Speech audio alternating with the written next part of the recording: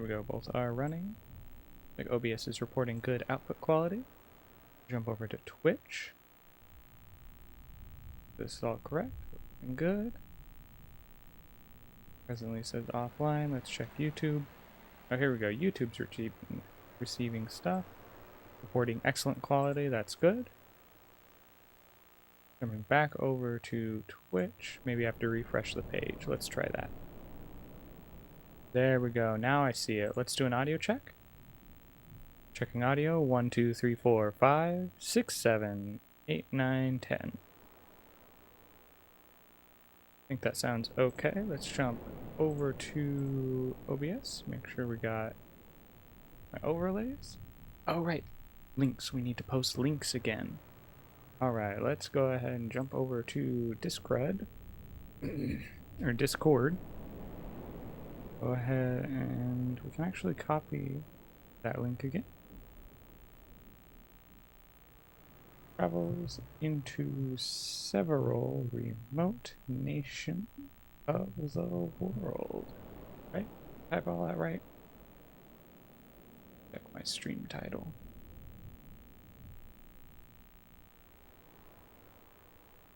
To several remote nations of the world. Okay, perfect. I sometimes do weird wordings on these things. So all copy. We've pasted it into the Don Somewhere Discord. Move our embeds because it didn't prop up correctly. We'll jump back over to Daoman. We'll paste this in here as well. Again, embed does not go correctly. I mean, if it embeds right, and embeds right everywhere, and if embeds wrong, then it embeds wrong everywhere. And then someone did call me out and be like, hey, this Angels Online channel is meant for Angels Online streams. Well, like, the game's not released yet. And actually, let's check this guy's tags. Yeah, he's not like a moderator or anything, so he's not an authority. I'm going to post a link in there again. If I'm not supposed to, I'm sure a mod will come and tell me. And also, once the game actually releases, I'll refrain from posting in their Discord about my streams, except when I'm streaming it. But I also don't expect to be streaming Angels Online. It seems more like a game I'm going to enjoy my own. Anyway, let's hop out of this and get back into the Discord. Streaming. Set up the title. Reading. Gulliver's Travels. The status. Perfect. I think that's everything in order. Hello everyone and welcome to... Oh, it looks like we're in an ad break. That's okay. We can do our intro during the ad break. It doesn't change a lot. Hello everyone and welcome to another night of Artisan Stream. Look at the camera, not my screen, sorry. Hello everyone and welcome to another night of Artisan Stream. Tonight is a special stream. I'm starting a new thing. Previously I would read a page, maybe 2 pages. Generally 1 page. I would read during ad breaks when I'm playing games, but I've been doing a really bad job of keeping up with that, and it's also a little bit annoying to have to try to keep up with, so I've stopped doing that.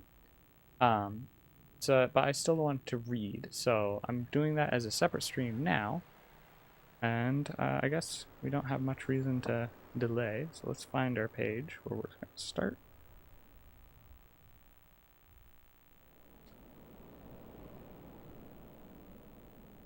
So the book actually starts, so we'll just get into it.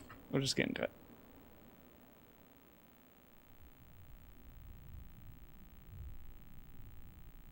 start on this page. Travels into several remote nations of the world in 4 parts by Lemuel Gulliver, first a surgeon and then a captain of several ships. Volume 1, London.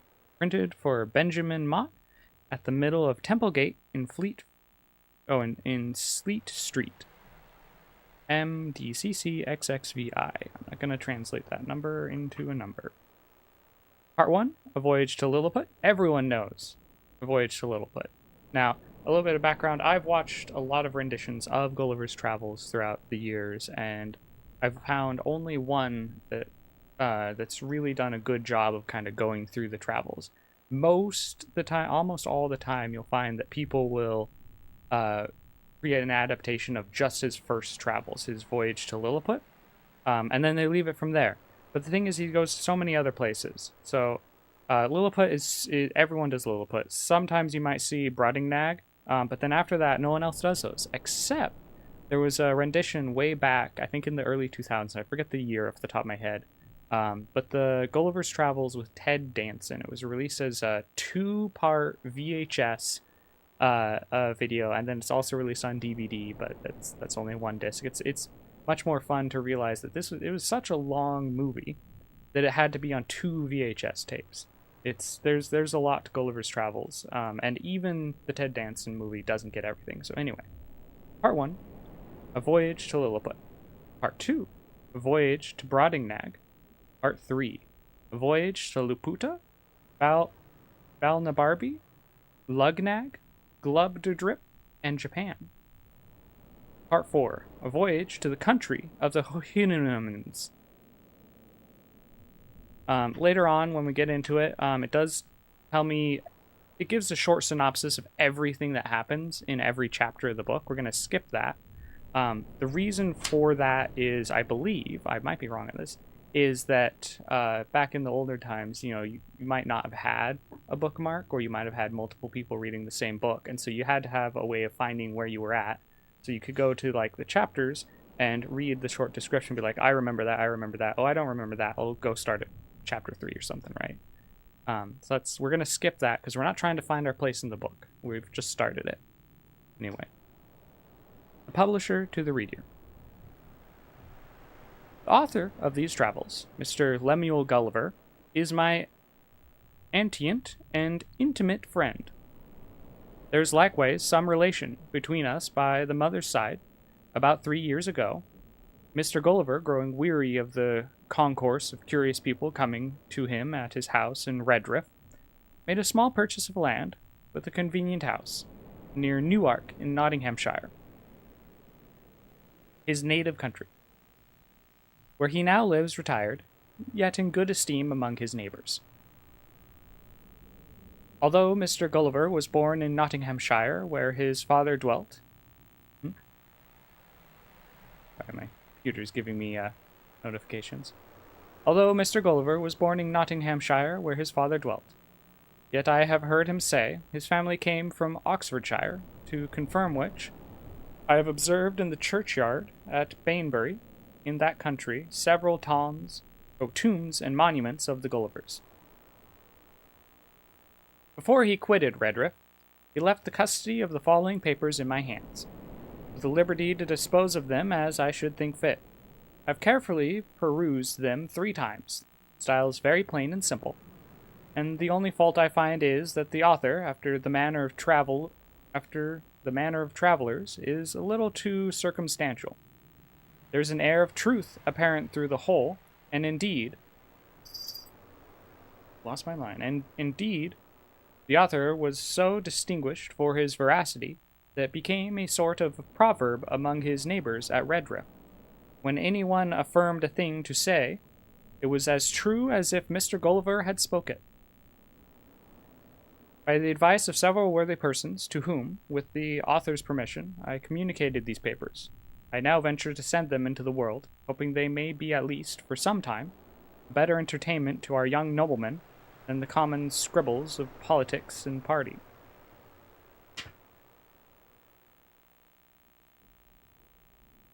This volume would have been at least twice as large if I had not made bold to strike out innumerable passages relating to the winds and tides, as well as to the variations and bearings in several voyages, together with the minute descriptions of the management of the ship in storms, the style of sailors, likewise the account of the longitudes and latitudes, wherein I have reason to apprehend that Mr. Gulliver may be a little dissatisfied. But I was resolved to fit the work as much as possible to the general capacity of readers. However, if my own ignorance in sea affairs should have led me to commit some mistakes, I alone am answerable for them. And if any traveller hath a curiosity to see whole work at large, as it came from the hand of the author, I shall be ready to gratify him. As for any further particulars relating to the author, the reader will receive satisfaction from the first pages of the book. Richard Simpson. Of course, we have the various parts and the descriptions of every chapter in the parts. Here we go. Travels into several remote nations of the world. Part 1, A Voyage to Lilliput. London, printed in the year, whatever that means. We'll read it. And printed the year MDCCXXVI.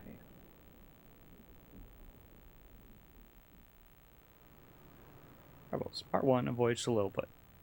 And, oh, I guess at the top of every chapter, it also reaffirms. I guess we'll read it as we get to the chapters. It is placed here, part of it. Part 1, A Voyage to Lilliput, Chapter 1.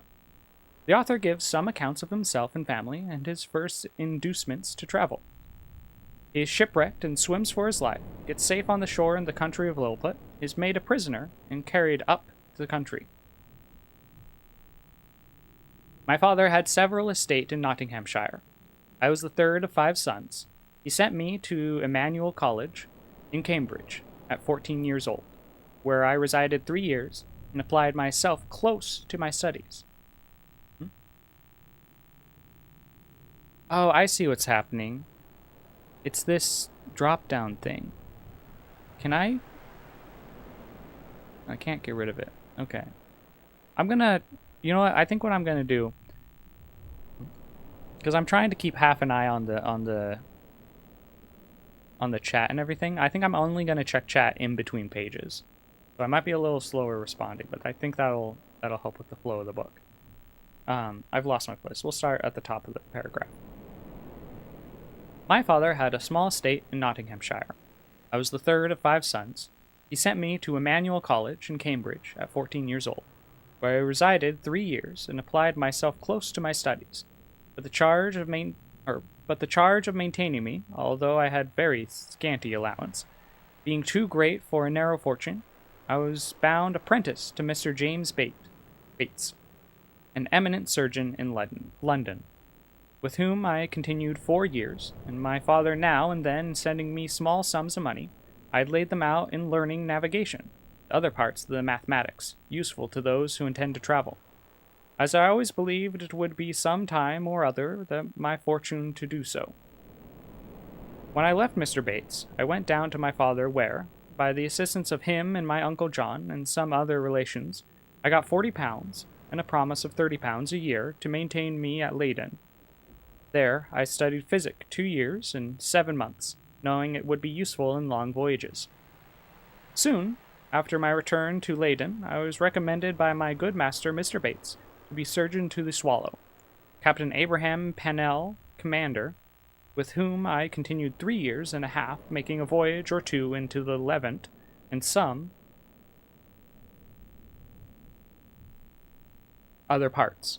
When I came back, I resolved to settle in London, to which Mr. Bates, my master, encouraged me, and by the time I was recommended to several patients, I took part of a small house in the Old Jewry, and being advised to alter my condition, I married Miss Mary Burton, second daughter to Mr. Edmund Burton, a hosier in Newgate Street, with whom I received £400 for a portion.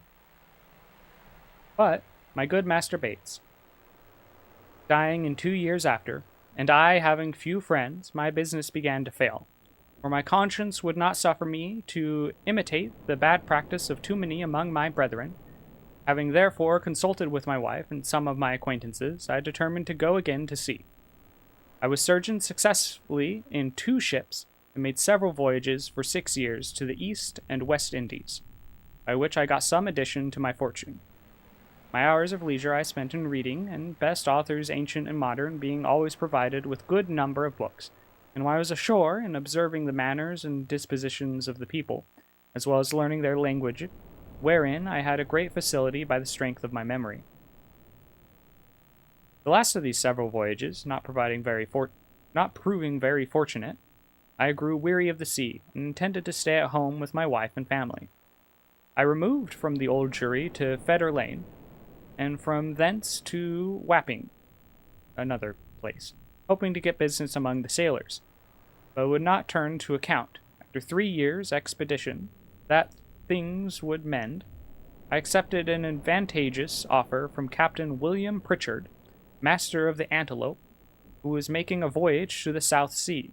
We set sail from Bristol May 4th, 1699, and our voyage at first was very prosperous. It would not be proper, for some reasons, to trouble the reader with the particulars of our adventures in those seas. Let us suffice to inform him that in our passage from thence to the East Indies, we were driven by a violent storm to the northwest of Van Diemen's Land.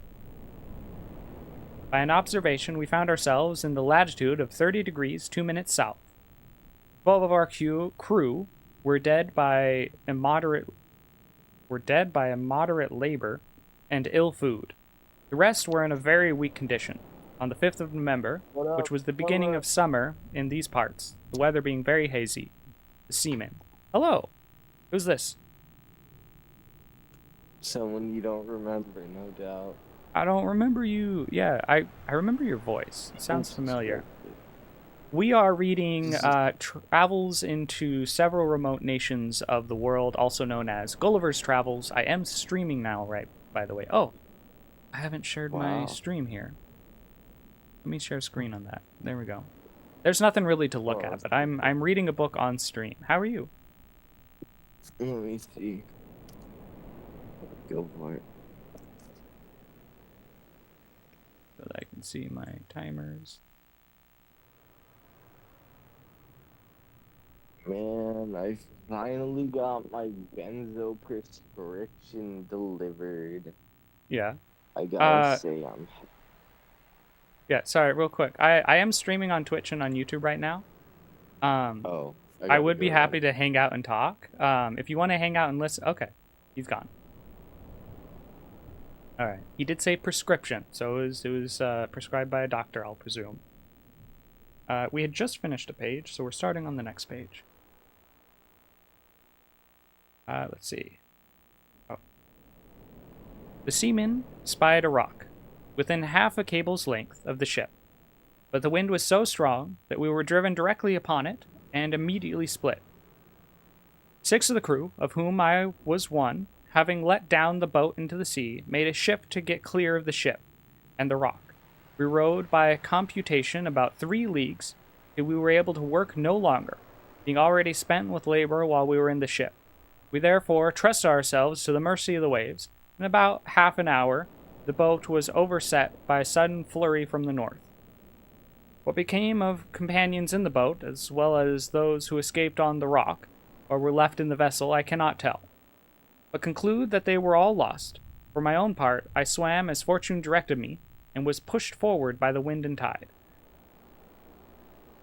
I often let my legs drop, and could feel no bottom. But when I was almost gone, and able to struggle no longer, I found myself within my depth. And by this time the storm was much abated. The declivity was so small that I walked near a mile before I got to the shore, which I conjectured was about 8 o'clock in the evening. I then advanced forward near half a mile, but could not discover any sign of the houses, or any sign of houses or inhabitants. At least I was in so weak a condition that I did not observe them. I was extremely tired, and with that, the heat of the weather and about half a pint of brandy that I drank as I left the ship, I found myself much inclined to sleep. I lay down on the grass, which was very short and soft, where I slept sounder than I ever remember to have done in my entire life. And I reckoned above 9 hours, for when I awakened it was just daylight. I attempted to rise, but was not able to stir, for as I happened to lie on my back, I found my arms and legs were strongly fastened on each side of the ground. My hair, which was long and thick, tied down in the same manner. I likewise felt several slender ligatures across my body, from my armpits to my thighs. I could only look upwards. The sun began to grow hot, and the light offended my eyes. I heard a confused noise about me. What? Oh, that's a new sentence, sorry. Offended my eyes. I heard a confused noise about me, but in the posture I lay, could see nothing except the sky. In a little time, I felt something alive moving on my left leg, which, advancing gently forward over my breast, came almost up to my chin, when bending my eyes downward as much as I could, I perceived it to be a human creature not 6 inches in height, with a bow and arrow in its hands, and a quiver at its back. In the meantime, I felt at least 40 more of the same kind, as I conjectured, following the first. Excuse me. A little burpy tonight. Sorry, what did that sentence start? I was in the utmost astonishment and roared so loud, that they all ran back in fright. Some of them, as I was afterward told, were hurt with the falls they got by leaping from my sides upon the ground. However, they soon returned, and one of them, who ventured so far as to get a full sight of my face, lifting up his hands and eyes by way of admiration, cried out in a shrill but distinct voice, "Hekana to go!" The others repeated the same words several times. I then knew not what they meant. I lay all this while, as the reader may believe, in great uneasiness, at length struggling to get loose. I had the fortune to break the strings and wrench out the pegs that fastened my left arm to the ground, for by lifting it up to my face I discovered the methods they had taken to bind me. They haven't blinded him, at least not yet. And at the same time, with a violent pull, which gave me excessive pain, a little loosened the strings that tied down my hair on the left side, so that I would be able to turn my head about 2 inches, but the creatures ran off a second time, before I could seize them, whereupon there was a great shout in a very shrill accent, and after it ceased, I heard one of them cry aloud, "Togo Fonak!" When in an instant I felt above 100 arrows discharged on my left hand, which pricked me like so many needles, and besides, they shot another flight into the air, as we do bombs in Europe, whereof many, I suppose, fell on my body, though I felt them not, and some on my face, which I immediately covered with my left hand. When this shower of arrows was over, I fell a groaning with grief and pain. I mean, he's already on the ground. How can he fall? And then, striving again to get loose, they discharged another volley larger than the first. Some of them attempted with spears to sticking in the sides, but by good luck I had on me a buff jerkin, which they could not pierce.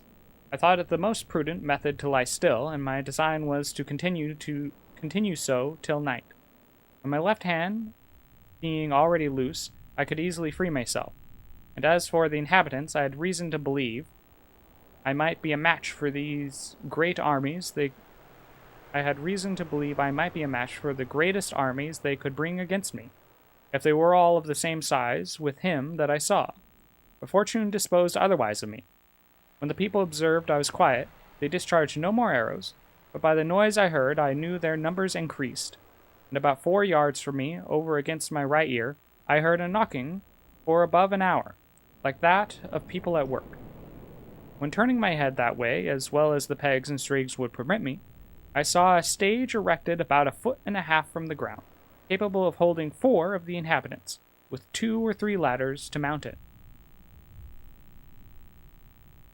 From whence one of them, who seemed to be a person of quality, made me a long speech, whereof I understood not one syllable. But I should have mentioned that before the principal person began his oration, he cried out 3 times, "Langro de whole son!" These words, and the former, were afterwards repeated and explained to me, whereupon immediately about 50 of the inhabitants came and cut the strings that fastened the left side of my head, which gave me the liberty of turning it to the right and observing the person and gesture of him that was to speak. He appeared to be of middle age, and taller than any of the other 3 who attended him, whereof one was a page that held up his train, and seemed to be somewhat longer than my middle finger. The other 2 stood one on each side to support him. He acted every part of an orator, and I could observe many periods of threatenings and others of promises, pity, and kindness, answered in a few words, but in the most submissive manner,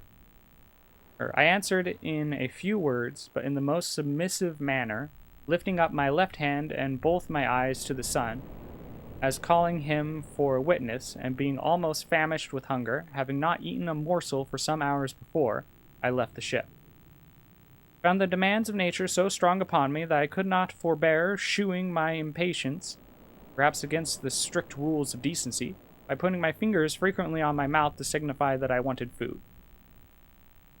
The Hergo, for so they call a great lord, as I afterwards learnt, understood me very well.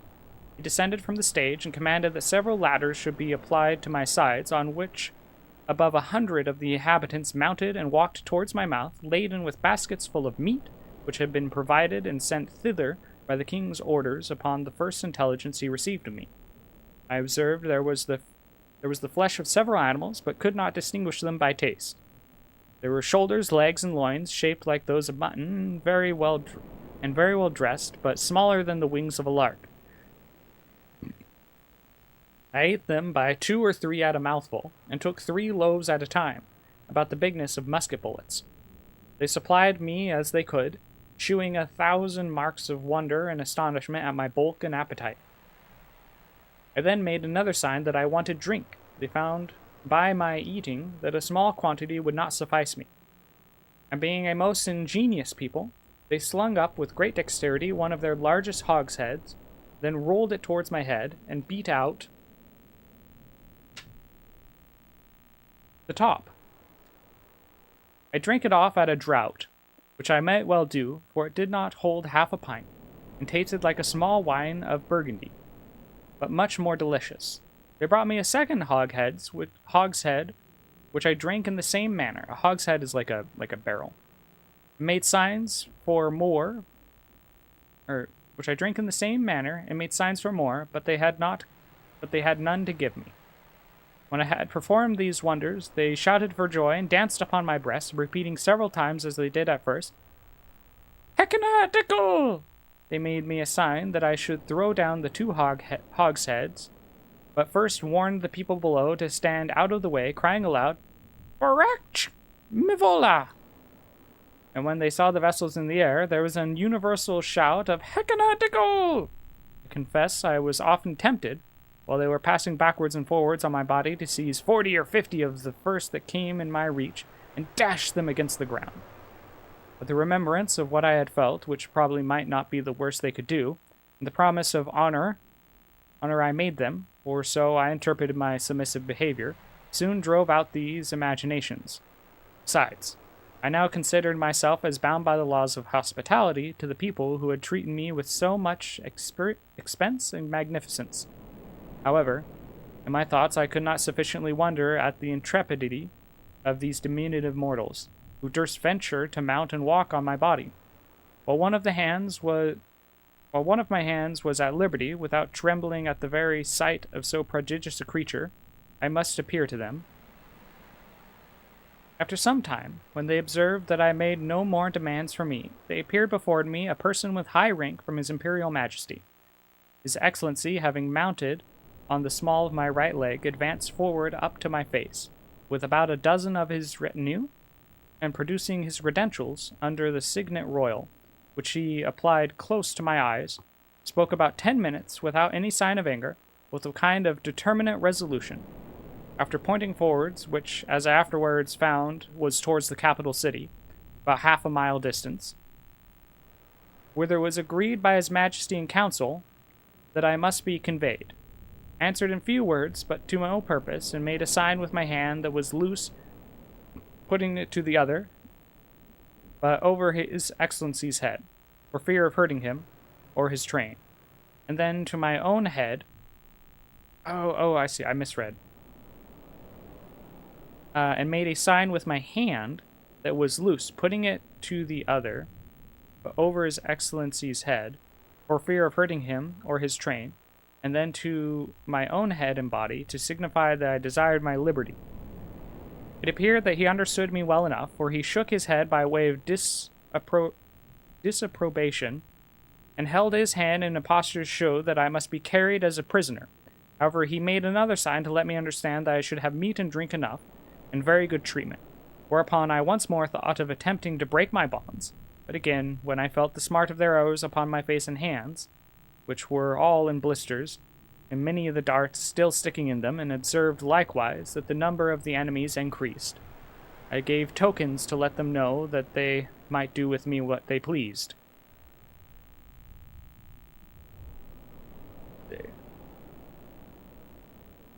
Upon this, the Hergo and his train withdrew with much civility and cheerful countenances.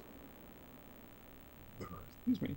Soon after, I heard a general shout, with frequent repetitions of the words "Peplum Salan," and I found great numbers of the people on my left side relaxing the cords to such a degree that I was able to turn upon my right, and to ease myself with making water, which I very plentifully did, to the great astonishment of the people, who, conjecturing by my motions that I was going to do, immediately opened to the right and left of that side to avoid the torrent which fell with such noise and violence from me. But before this, they had daubed my face and both my hands with a sort of ointment, very pleasant to the smell, which in a very few minutes removed all the smart of their arrows. These circumstances, added to the refreshment I had received by their victuals and drink, which were very nourishing, disposed me to sleep. I slept about 8 hours, as I was afterward assured, and it was no wonder, for the physicians, by the emperor's order, had mingled a sleepy potion in the hogsheads of wine.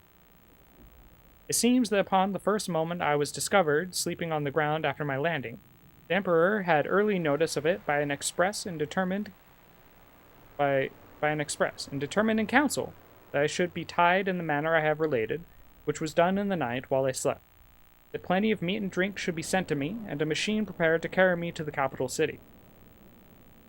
This resolution perhaps may appear very bold and dangerous, and I am confident would not be imitated by any prince in Europe on the like occasion.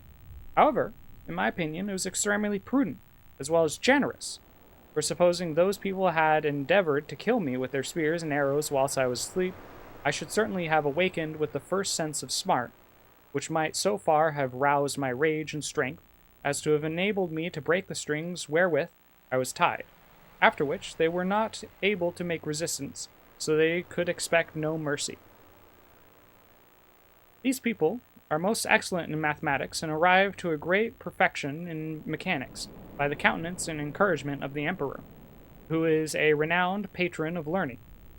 This prince hath several machines fixed on wheels for the carriage of trees and other great weights. He often builds his large men of war, whereof some are 9 foot long. Men of war are boats, or some are 9 foot long, in the woods where the timber grows, and has them carried on these engines 300 or 400 yards to the sea. 500 carpenters and engineers were immediately set at work to prepare the greatest engine they had. It was a frame of wood raised 3 inches from the ground.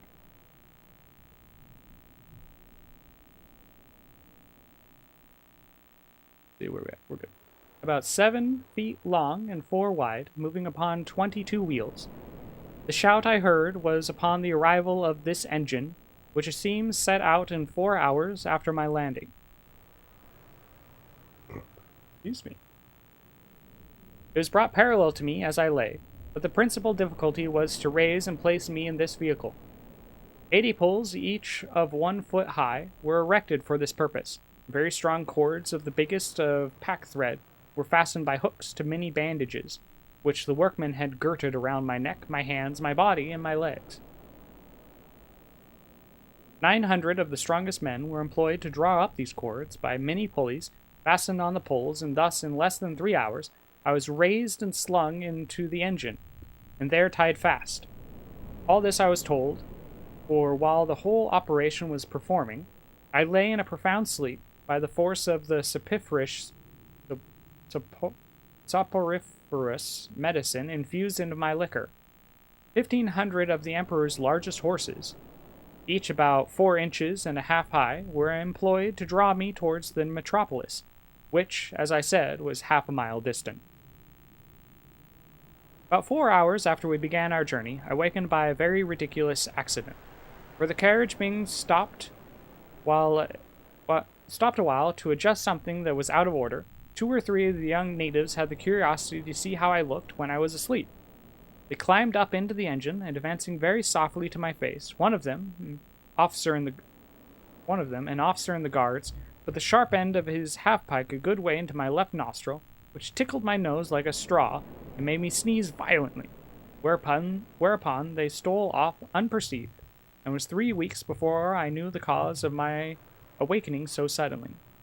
We made a long march, the remaining part of the day, and rested at night, with 500 guards on each side of me, half with torches and half with bows and arrows, ready to shoot me if I should offer to stir.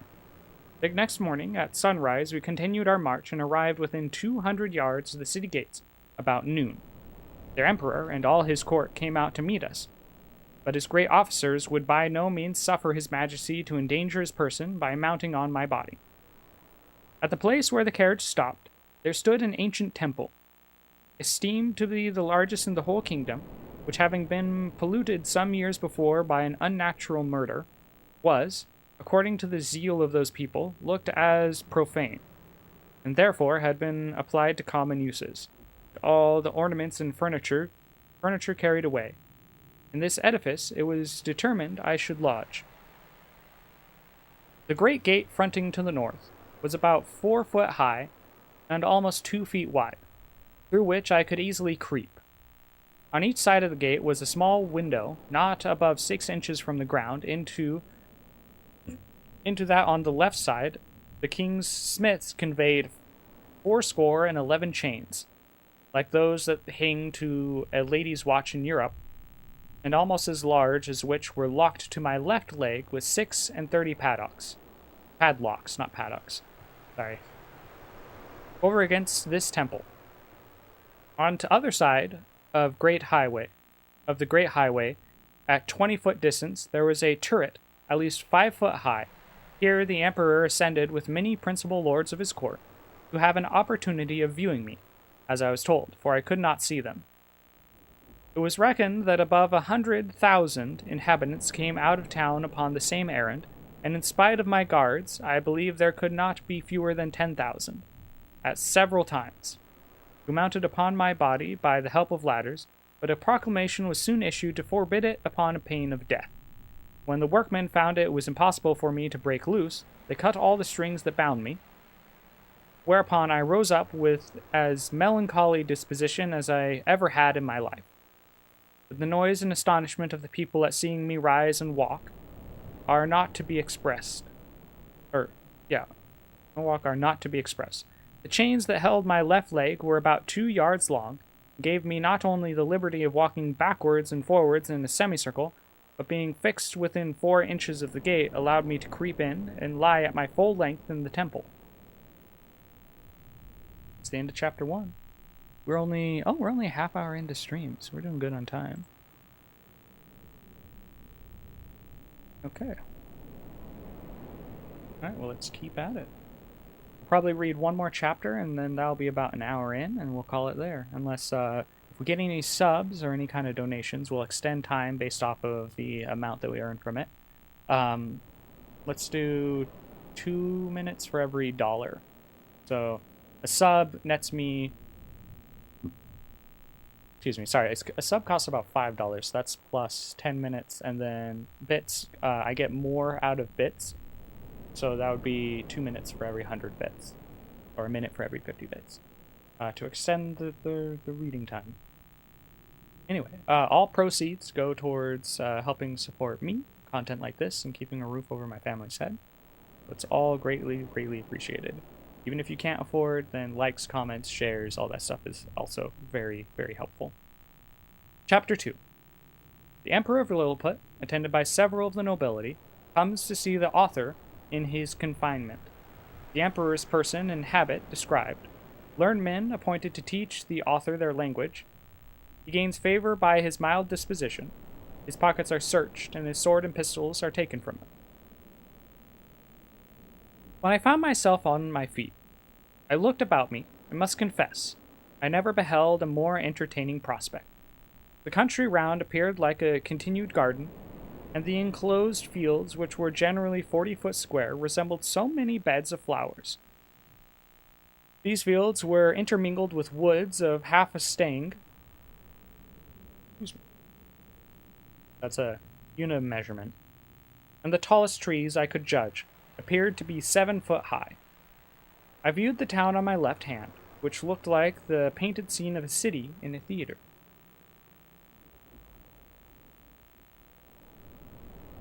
I had been for some hours extremely pressed. I had been for some hours extremely pressed by the necessities of nature, which was no wonder, it being almost 2 days since I had last disburthened myself. I was under great difficulties between urgency and shame. The best expedient I could think on was to creep into my house, which I accordingly did, and shutting the gate after me, I went as far as the length the chain would suffer, and discharged my body of that uneasy load. But this was the only time I was ever guilty of so uncleanly an action, for which I cannot but hope the candid reader will give some allowance, after he hath maturely and impartially considered my case, and the distress I was in. From this time my constant practice was, as soon as I rose, to perform that business in open air, at the full extent of my chains, and due care was taken every morning before company came, that the offensive matter should be carried off in wheelbarrows by 2 servants appointed for that purpose. I would not have dwelt so long upon a circumstance that perhaps at first sight may appear not very momentous, for I had not thought it necessary to justify my character in point of cleanliness to the world, which I am told some of my maligners have been pleased upon this and other occasions to call into question.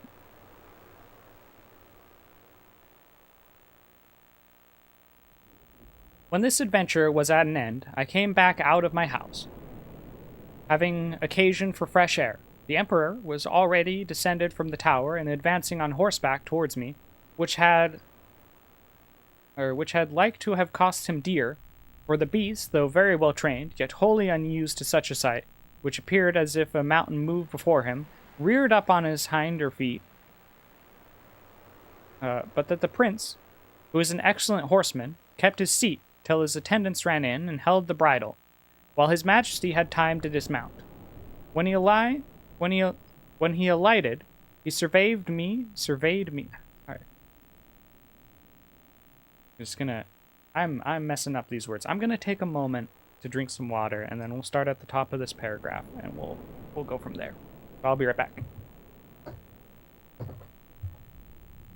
Let's get our BRB going. No. Oh, there we go.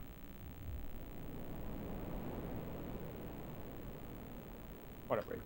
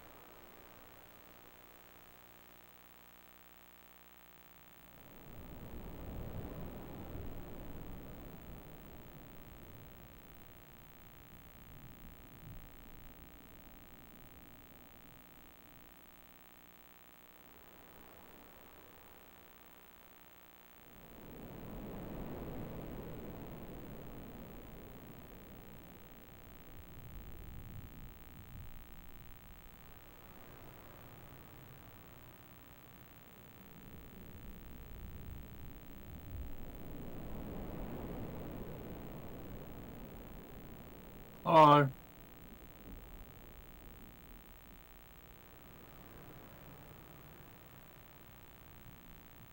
Ooh, I'll go on the stream.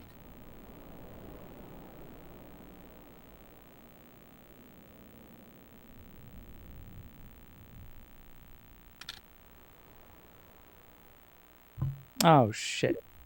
Oh, there you are. I've been muted this whole time. Oh, Oh my no. god. Oh no! How many pages did I read? Oh, I don't know. no. Well, dang it, that's several pages. We'll just go back to the start of the chapter. What you reading? Oh, Gulliver's Travels. Yeah, I'm reading Gulliver's Travels, also known as, shoot, I got it off the top of my head. Now I've forgotten it. Flustered now, I messed up. Travels into several remote nations of the world. Oh. Of the world. One world. Dang it! I muted.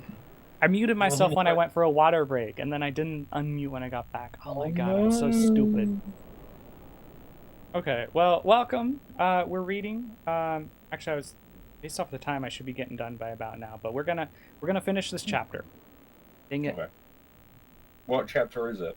This is chapter 2. If you like, I'll read the synopsis of chapter 1.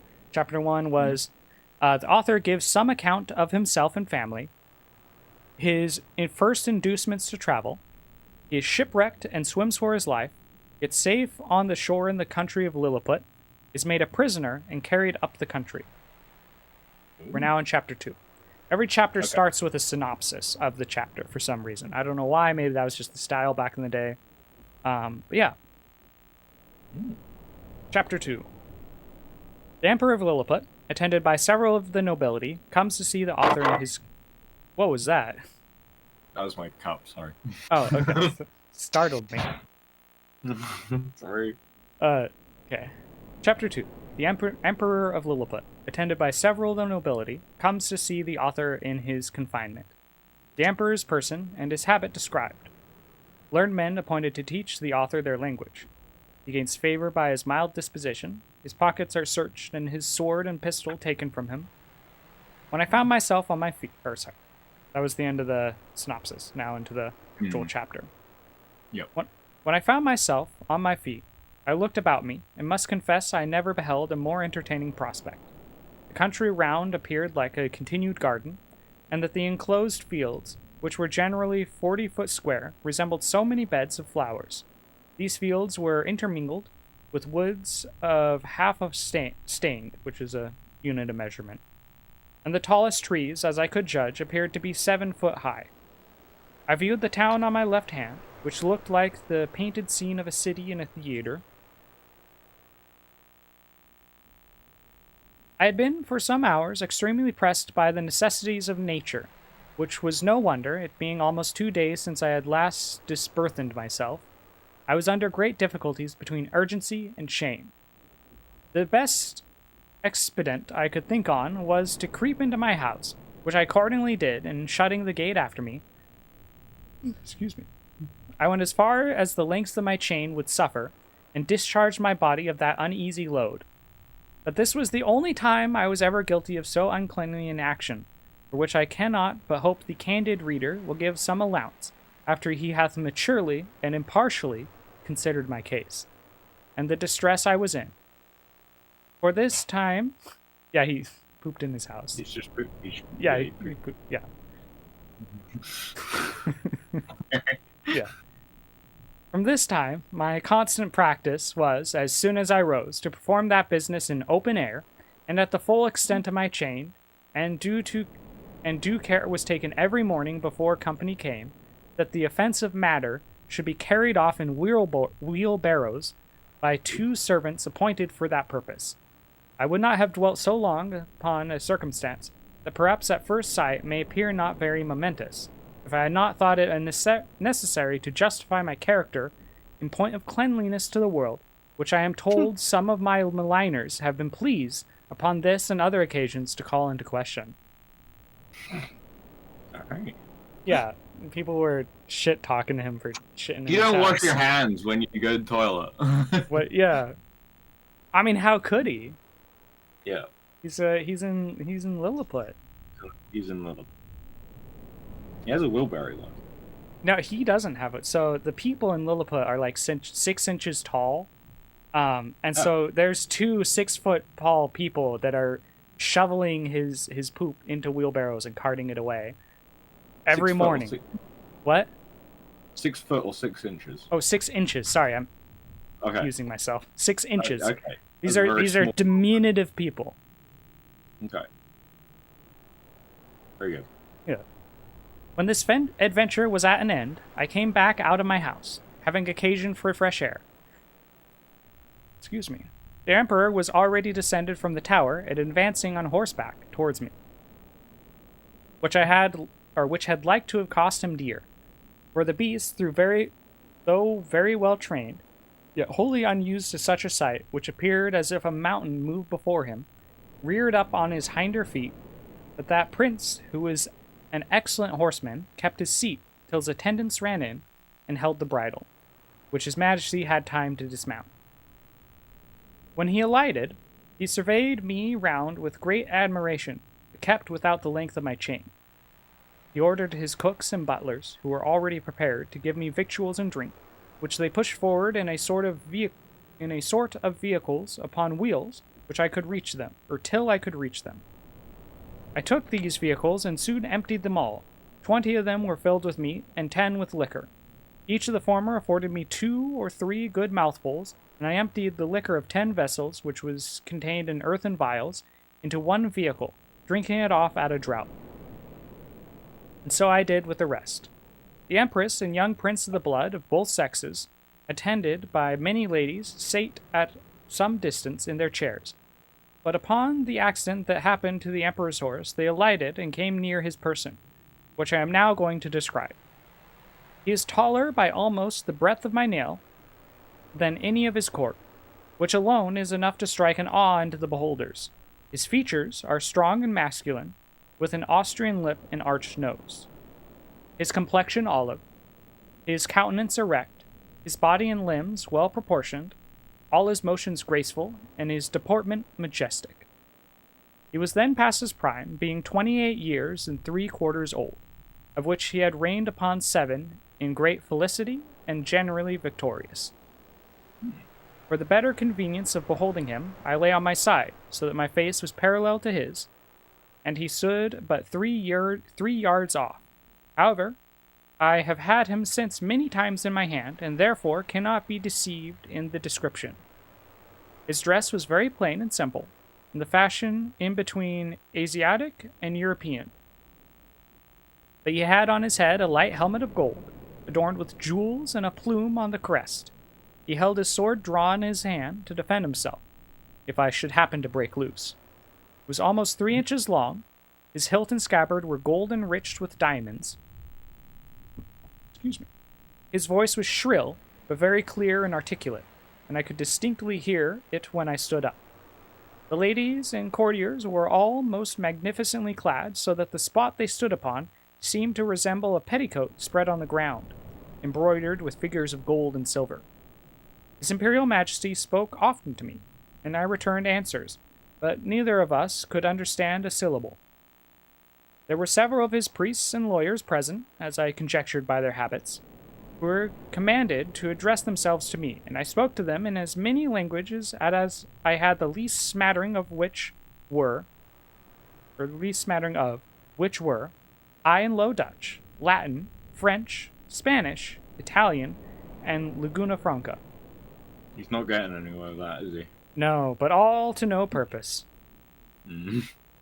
After about 2 hours, the court retired, and I was left with a strong guard to prevent the impertinence and probably the malice of the rabble, who were very impatient to crowd about me as near as they durst, and some of them had the impudence to shoot their arrows at me as I sate on the ground by the door of my house, whereof one very narrowly missed my left eye. But the colonel ordered 6 of the ringleaders to be seized, and thought no punishment so proper as to deliver them bound into my hands, which some of his soldiers accordingly did, pushing them forwards with the butt ends of their pikes into my reach.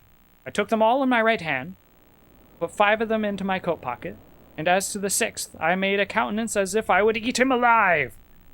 The poor man squalled terribly, and the colonel and his officers were in much pain, especially when they saw me take out my penknife. But I soon put them out of fear, for looking mildly and immediately, put them out of fear, for looking mildly and immediately. I'm not understanding the structure of the sentence. What was it saying? For looking mildly, comma, and immediately cutting the strings he was bound with. I don't know what he means by mildly. Looking mildly? I don't know. Anyway, it's... Mildly? Yeah. Different, I guess? Yeah. Excuse me. Oh, maybe he's like he was making countenance, like, I'm gonna eat you, and then, like, relaxing his face, like, I'm not actually gonna eat you, and he just cuts him loose. Mm-hmm. I set him gently on the ground, and away he ran. I treated the rest in the same manner, taking them one by one out of my pocket, and I observed both the soldiers and the people... And the people were highly obliged at this mark of clemency, which was represented very much to my advantage at court.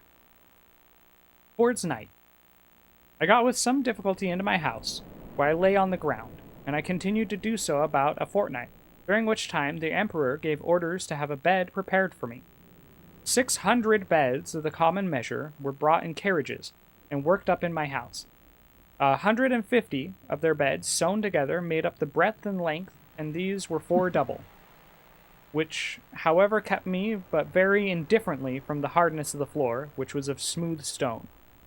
By the same computation, they provided me with sheets, blankets, and coverlets, tolerable enough for one who had been so long inured to hardship as I was. Inured meaning like he endured it. It's just an old word for it. Yep. As the news of my arrival spread through the kingdom, it brought prodigious numbers of rich, idle, and curious people to see me, so that the villages were almost emptied, and great neglect of tillage and household affairs must have ensued. If His Imperial Majesty had not provided by several proclamations and orders of state against this inconveniency, he directed that those who had already beheld me should return home and not presume to come within 50 yards of my house without license from the court, whereby the Secretary of State got considerable fees. In the meantime, the Emperor held frequent councils to debate what course should be taken with me, and I was afterward assured by a particular friend, a person of great quality, who was looked upon to be as much in the secret as any, that the court was under many difficulties concerning me. They apprehended my breaking loose, that my diet would be very expensive, and might cause a famine. Sometimes they determined to starve me, or at least to shoot me in the face and hands with poisoned arrows, which would soon dispatch me.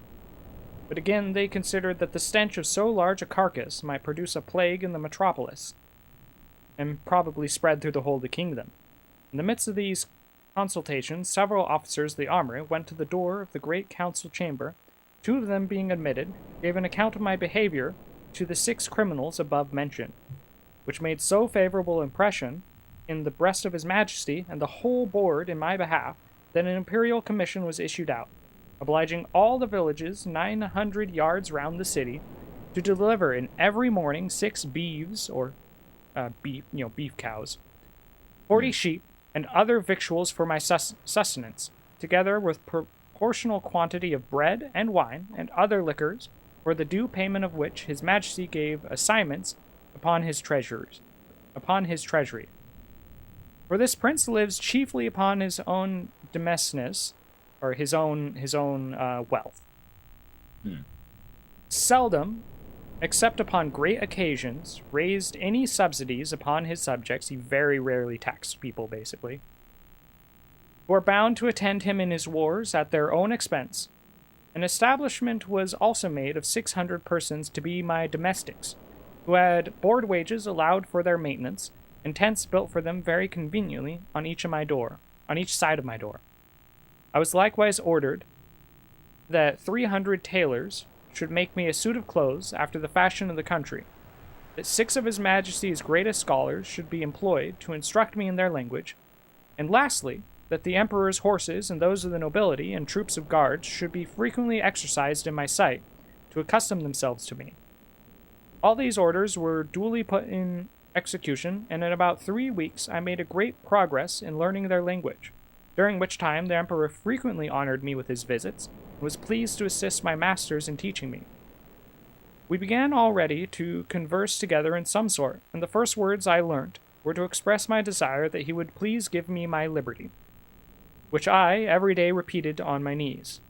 His answer, as I could apprehend it, was that this must be a work of time, not to be thought on without the advice of his council, and that first I must lumos calbin passo desmar lon and passo, that is, swear peace with him and his kingdom.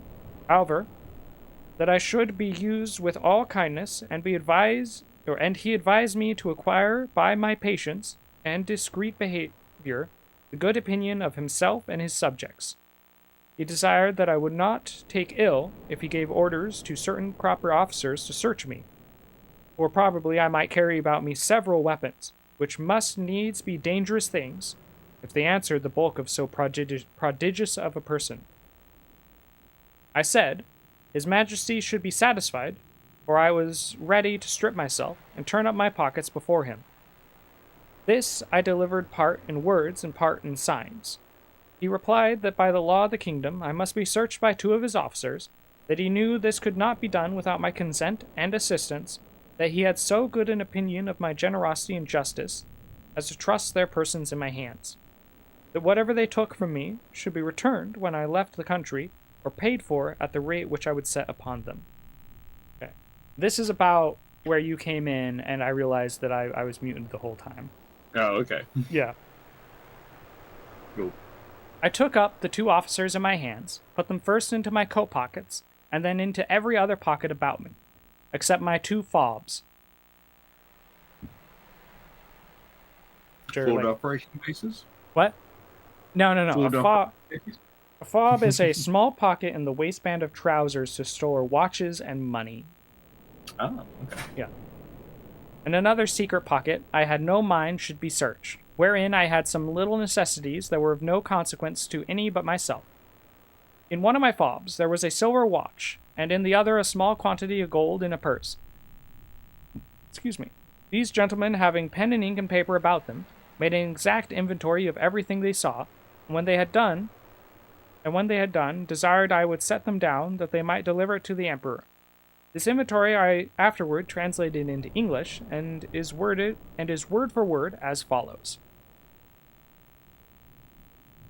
Imprimis, in the right coat of the great man mountain, or so I interpreted the words, quinbus flestrin. After the strictest search, we found only one great piece of coarse cloth, large enough to be a footcloth for your Majesty's chief room of state. In the left pocket we saw a huge silver chest, with a cover of the same metal, which we, the searchers, were not able to lift. We desired it should be opened, and one of us stepped into it, found himself up to the mid-leg in a sort of dust, some part whereof, flying up to our faces, set us both sneezing for several times together. In his right waistcoat pocket we found a prodigious bundle of white, thin substances, folded one over another, about the bigness of 3 men, tied with a strong cable, and marked with black figures, which we humbly conceive to be writings, every letter about half as large as the palm of our hands. On the left, there was a sort of engine, from the back of which were extended 20 long poles, resembling the palisadoes before our Majesty's court, wherewith we conjectured the Mountain combs his head. For we... it's a comb. Yeah. Or we What's did... the white powder? Is it, was... No, there was a black powder, which I believe is gunpowder. Oh. And then there was, like, white paper. Could be tobacco. Yeah, the white stuff is like papers. I believe that's like a pocket Bible or something like that. I thought you said it was white powder. I was like, wait, what? Silver chest with a cover of the same metal, which we, the searchers, were not able to lift. Oh, here we go. And one of us stepped into it, found himself up to the mid-leg in a sort of dust, some part of which flying up to our faces. Oh. They do not tell us the color of the dust. I'm pretty sure it's gunpowder. Yeah. Okay. Did he have a gun with him? Yes, he has a pistol with him. Oh, yeah. That makes Yeah. sense. For we do not always trouble him with questions, because we found it a great difficulty to make him understand us. In the large pocket on the right side of his middle cover, so I translate the word ranfulo, which they meant my breeches. Or pants, if you're in America. We saw a hollow pillar of iron. This is the gun. About the length of a man, fastened to a strong piece of timber. Larger than the pillar, and upon one side of the pillar were huge pieces of iron sticking out, cut into strange figures, which we know not what to make of. In the left pocket, another engine of the same kind. In the smaller pocket of the right side were several round, flat pieces of white and red metal of different bulk. Some of the white, which seemed to be silver, were so large and heavy that my comrade and I could hardly lift them. These are coins. Mm-hmm. In the left pocket were two black pillars, irregularly shaped. We could not, without difficulty, reach the top of them as we stood at the bottom of his pocket. One of them was covered and seemed all of a piece, but at the upper end of the other there appeared to be a white round substance about twice the bigness of our heads. Within each of these was enclosed a prodigious plate of steel, which, by our orders, we obliged him to shew us, because we apprehended they might be dangerous engines. He took them out of their case and told us that in his own country, his practice was to shave his beard with one of these. It's a straight edge, yeah. Yeah. And to cut his meat with the other. Oh, I'm straight edge and a knife. Sorry, I didn't realize there were two things in there. There were two pockets which we could not enter.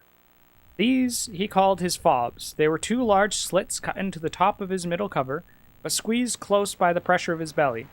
Out of the right fob hung a great silver chain, with a wonderful kind of engine at the bottom. We directed him to draw out whatever was fastened to that chain, which appeared to be a globe, half silver, and half of some transparent metal. For on the transparent side, watch. We saw certain strange figures circularly drawn, and thought we could touch them till we found our fingers stopped by that lucid substance. He put his engine to our ears, which made an incessant noise like that of a watermill, and we conjectured it is either some unknown animal or the god that he worships. But we are more inclined to the latter opinion, because he assured us, if we understood him right, for he expressed himself very imperfectly, that he seldom did anything without consulting it. He called it his oracle, and said that it pointed out the time for every action of his life. From the left fob he took out a net almost large enough for a fisherman, but contrived to open and shut like a purse, and served him for the same use. We found therein several massy pieces of yellow metal, which if they be real gold, must be of immense value. Having thus, in obedience to your Majesty's commands, diligently searched all his pockets, we observed a girdle about his waist made of the hide of some prodigious animal, from which on the left side hung a sword of the length of 5 men, and on the right a bag or pouch divided into 2 cells.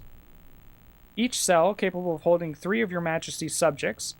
In one of these cells were several globes of balls and of a most ponderous metal, about the bigness of our heads and requiring a strong hand to lift them. The other cell contained a heap of a certain black grains.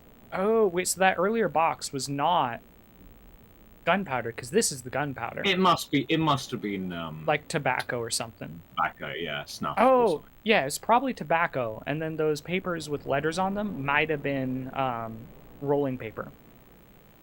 Yeah, that worked. Yeah. Like that. The other cell contained a heap of a certain black grains, but of no great bulk or weight, for we could hold about 50 of them in the palms of our hands.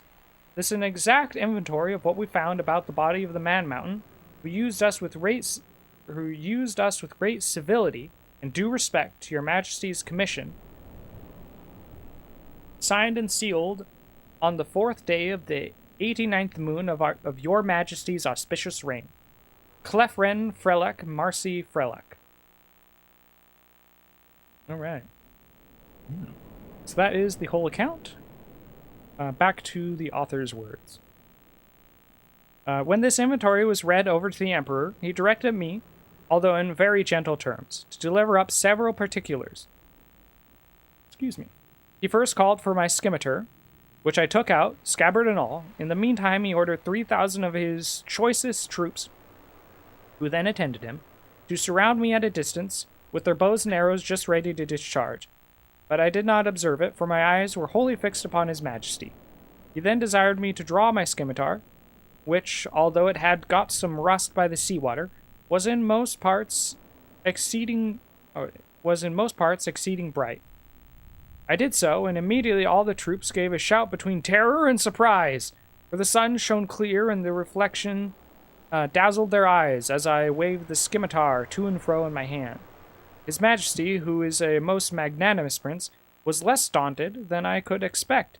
He ordered me to return it to the scabbard, and cast it on the ground as gently I could, about 6 foot from the end of my chain.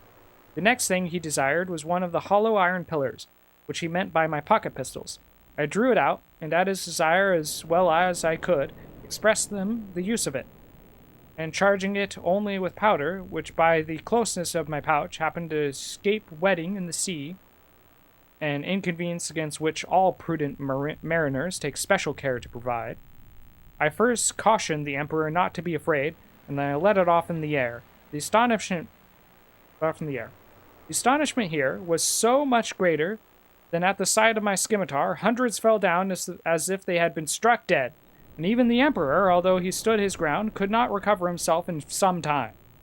I delivered up both my pistols in the same manner as I had done my scimitar, and then my pouch of powder and bullets, begging him that the former might be kept from fire, for it would kindle with the smallest spark, and blow up his imperial palace into the air.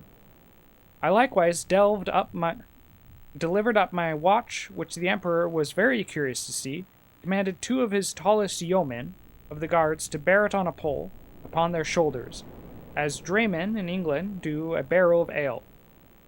He was amazed at the continual noise it made, and the motion of the minute hand, which he could easily discern, for their sight is much more acute than ours, and asked the opinions of his learned men about him, which were various and remote, as the reader may well imagine, without my repeating, although indeed I could not very perfectly understand them.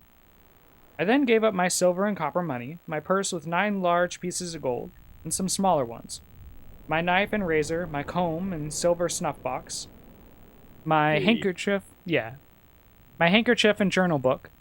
Oh, it's a journal book. Okay. Oh, actually, no. That makes a lot of sense, because this is all stuff that he wrote while he was on his travels. So of course he would have a journal book. Yeah.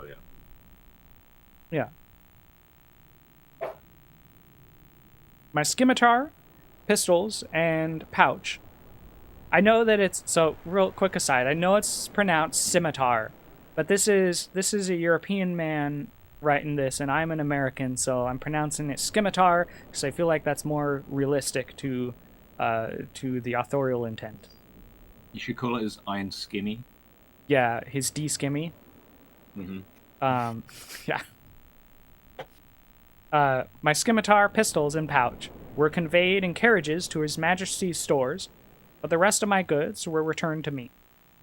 I had, as I before observed, 1 private pocket, which escaped their search, wherein there was a pair of spectacles which I sometimes use for the weakness of my eyes, a pocket perspective. Hold on, telescope. Perspective's an old word for a telescope. And several other little conveniences, which being of no consequence to the Emperor, I did not think myself bound in honor to discover, and I apprehended they might be lost or spoiled if I ventured them out of my possession. That's the end of chapter 2. It's a pretty short chapter. It's interesting. There we go. Yeah, the chapters aren't terribly long, but there are a lot of chapters for each part, so...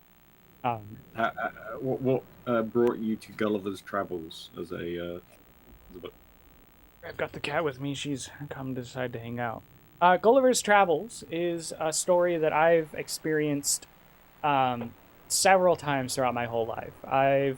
This is the first time I'm actually like properly reading the book, but I've watched movies, mainly movies, I guess. I've only really seen movies of Gulliver's Travels, and the thing that really frustrates me is like all of the movies they only do Lilliput, and then they're done. That's the whole movie, and no one ever does anything else. Very rarely you might hear about Brodingrad, the next country after Lilliput, the country of the giants. But the one rendition of Gulliver's Travels that I always keep coming back to is the one with Ted Danson in it. And I forget the year that it was released, but that's the most complete rendition of Gulliver's Travels that I've ever seen. He goes to pretty much everywhere in the book. There are some stuff that he doesn't go to. Like, I don't recall him going to Japan in the movie, but in the book, I've reading the chapter titles, the place that he goes to. It does say he goes to Japan at one point, so I'm curious and excited to see what parts of Gulliver's Travels I've never experienced before. So that's why I'm reading it. This is a story that's been a part of my life forever, and I want to know what the real story is. Oh, there you go. Yeah. I've never listened to, watched, or read Gulliver's Travels. I know the name, and that's about as far as I. So you don't really know anything about it. I really don't know anything about it. No. Try to like summarize everything you already know aside from the stuff you heard me talking about. Like the name, obviously.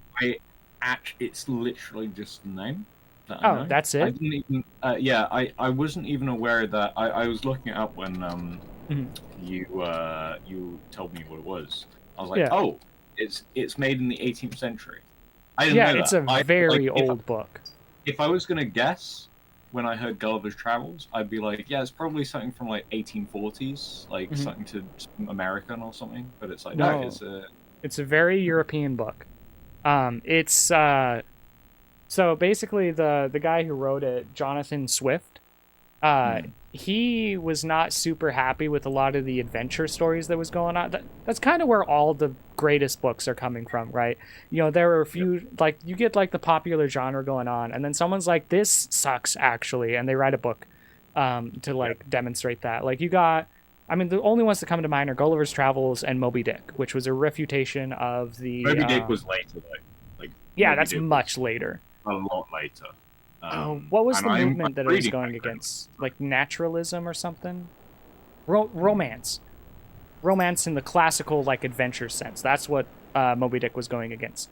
Gulliver's Travels is more generally, like, this is like an earlier version of the adventure novel, so it's like adventure stuff. And he's saying, like, adventure is actually not all that illustrious. Incidentally, it's also calling out a lot of, like, societal things, like, he doesn't like the way the leadership in England at the time was running things, and if you dig into it, there's a lot of like allegories between things. Like he's making fun of a lot of stuff in a way that back then you couldn't really get away with overtly, so he's doing it covertly through the book. Yeah. Actually, Gulliver's Travels. What time? Because there is one book that comes off the mind, which I read recently, which was done around the same time. I think it might have been later. Yeah. It was later, about 30 years later. Well, we'll see how Gulliver's Travels shapes up, because the one that I was thinking of was Voltaire's Candide, which is also an adventure. Ooh. Can you DM me the title of that? I wanna look it up, and I might read it on stream at some point. Here's my right. I was recommended Voltaire's Candide by my dad. He was like, ooh, this is like, oh, it's so witty and stuff like that. Here's the thing, it sucks. Like, it's actually bad. So it's actually bad. Okay. If you want to there are a couple bits that are alright, but like generally the entire point of the story made me frustrated by the end of it. if you wanna read Candide, I'd recommend it just to like pit against Gulliver's Travels, because so far I don't know much about Gulliver's Travels, but I'm imagining that it's just an adventure, and it's just like, oh, look at these people, oh, like talk to these people and stuff, and it's probably better, like just based on that. I don't know. It's kind of funny sometimes. It's also pretty terrible. I will check it out. So, like, with any of the books I'm going to read, I have some degree of familiarity. And, like, I'm not going to read something I think that's going to be horrible to have to listen to. But, yeah, so if I'm going to look into it, I'll probably read, like, the first chapter and then decide if I want to stream it or read it on my own. It's quite short, Candide, actually. So it is actually good. Other things, what other adventurous stories? I mean, I'm going to go back to the OG, Don Quixote. Ooh, Don Quixote is already on my list. Is Don Quixote an adventure? I don't know. I've never read it. So I've via audiobook, I have listened to both books. Oh. Don Quixote is like the G. It's my favorite book. Yeah. Like it's it's actually amazing. No spoilers, please. It is made in the so I can tell you the date though. Yeah. Is 120 years earlier than Gulliver's Travels. It is 1606, I think. That's so old. It is. I'm pretty sure it's correct. Don Quixote. 1605 to 1615. It is a fantastic book. Yeah. And it also is similar to what you're saying about Gulliver's Travels being like. It's critiquing adventure stories. Don Quixote is kind of critiquing whatever the modern or at that time popular thing was. It's kind of critiquing the stories of King Arthur, like almost. Ooh. It's like it's sort of doing that. Yeah. I think that's what I would say. It's basically critiquing like the knight in shining armor principle.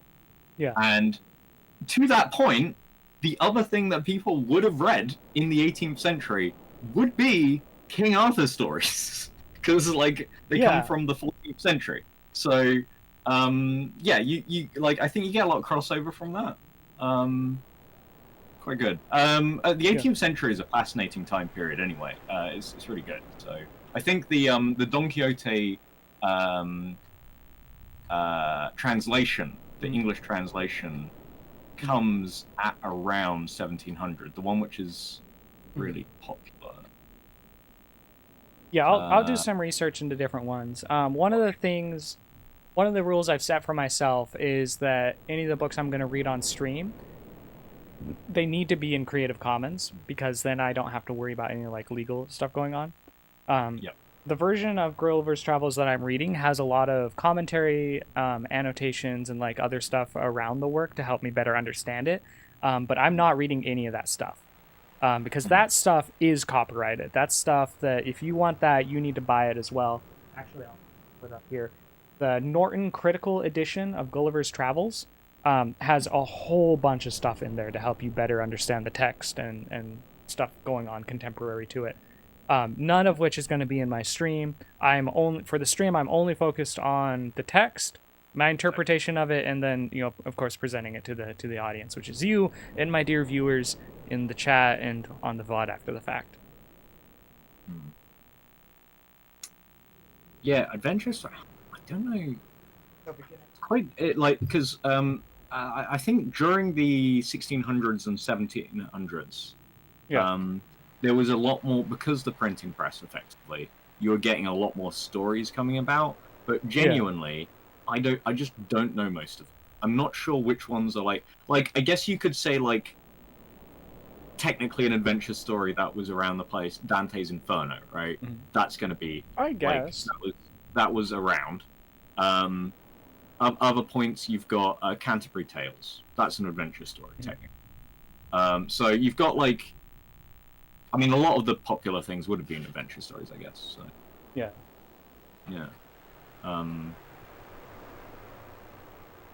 Yeah, there would have been a fair amount of literature around, but it's like such a different literature to what we're used to What? that AI we wouldn't even... viewers, we don't do that here. And like, because a lot of like the stuff that we base ourselves on nowadays is like the Victorian period, basically. But it's also like I was talking to someone in the car when I just came back from the dentist. Oh, that's no fun. Shakespeare. Yeah. Yeah, it's fulfilling. It was fairly expensive. I've got an extraction coming up this Thursday. I'm not happy about. I kind of needed my thing, so I'm not worried about it. But yeah, the Shakespeare is like the kind of place where it starts, which admittedly they'd have access to in the 1700s because it's the 1600s when Shakespeare's coming out. But then it goes into like Charles Dickens like straight away, and then it goes into like all that sort of stuff, and then it's like that's just Victorian. So yeah, we have the Victorian period to come from. They didn't have the Victorian period; it's not happened yet. So they're doing these books that, frankly, nobody's ever heard of, but kind of interesting. One thing I have consistently found as a through point in this time period of literature, and it might even be in Gulliver's Travels, frankly. Maybe. Barbary pirates. They always come up. What's Barbary? What's that mean? So I know pirates. The Barbary Coast is North Africa. Effectively, it's not Morocco, but it's everything, like it's Algeria and Tunisia and those places. Like, I don't know if you know what Tunis is. It's like south of Sicily. And during the period, they were very prolific for capturing people and selling them into slavery for the Ottoman Empire. So like a big thing at the time. So one point in Gulliver's Travels' favor on that is that he's going to like weird and strange places. Additionally, I do not remember in the movie there being any pirates. That doesn't necessarily mean there's no pirates in the book. If they ever go anywhere near Europe, then at some point Gulliver will probably say, "Oh, look, I've met this guy, and he was taken by Barbary pirates." Like I'm just predicting. Like, he's from Europe. But Candide, Barbary pirates. Don Quixote, Barbary pirates. They're like that throughout the time period. It just keeps them being a recurring plot point. Well, I guess pirates were kind of big news back then. Mediterranean pirates were a real threat. Yeah. So like the Muslim like Barbary pirate guys are going around and they're stealing like Christians and like putting them into the court and all that. They become part of the harem, all that sort of stuff. So it is a very big through line in those. This stops being the case after the 1700s. So books in the 1800s and after, pretty much Barbary pirates don't exist anymore because they're sort of just taken out, frankly. Yeah, they became a trope. People started noticing, they're like, "Oh, it's the pirates again." Yeah, everyone's heard of. We've had pirates for hundreds of years now. It's not a big deal anymore.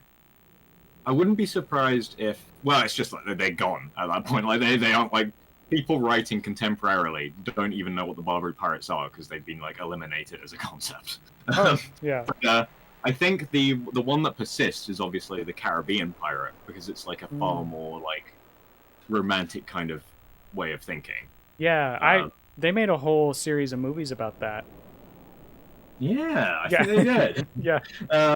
But like, yeah, that's kind of like because Gulliver's Travels is 24 or something, 1729. Blackbeard it's pretty old. I believe Blackbeard was killed in like 1715 or something. Oh wow. So, like, you're getting the 1600s to the early 1700s are like prime Caribbean pirate territory. Yeah. So you're gonna get like your treasure islands and that sort of stuff around that point.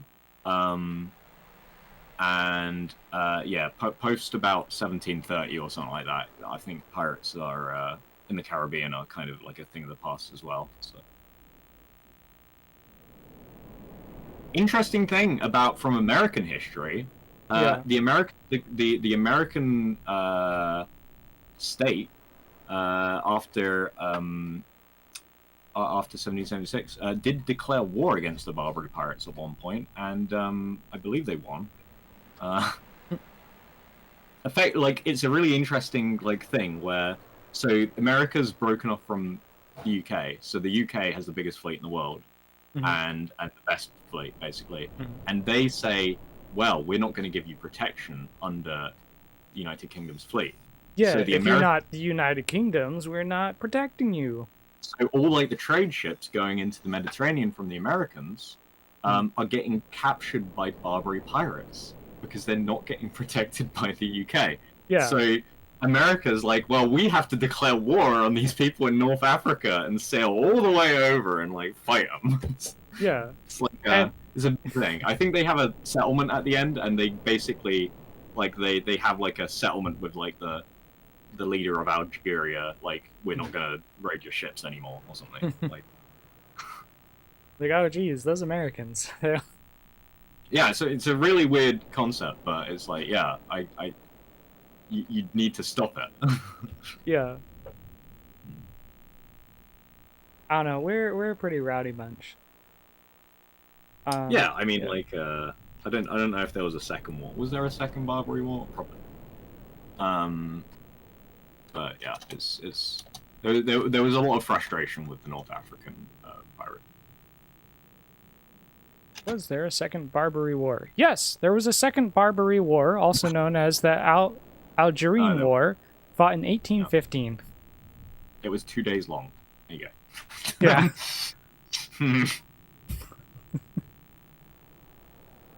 Okay, so this is an ongoing thing. Yeah. No. But anyway. Yeah, it was nice talking. It was nice to get to read this. Previously, what I was doing is I was reading it one page at a time. So I'd be doing my game streaming, and then an ad break would come up, and I'd pause the game, and I'd read a page of the Gulliver's Travels, and then we get back to gaming. So I was reading it one page at a time. And then coming back to streaming, I was not doing a good job of keeping up with that. I was not noticing my ad breaks coming up and everything, and so I kind of just stopped doing that. And I was thinking about well, how can I start reading again? And if I just do an extra stream, just commit to 1 hour, an extra stream, and I just read the book. I can read I read the first chapter in about a half hour, read the second chapter in about an hour, in about an hour or so. Just because I had muted myself partway through and then did not notice.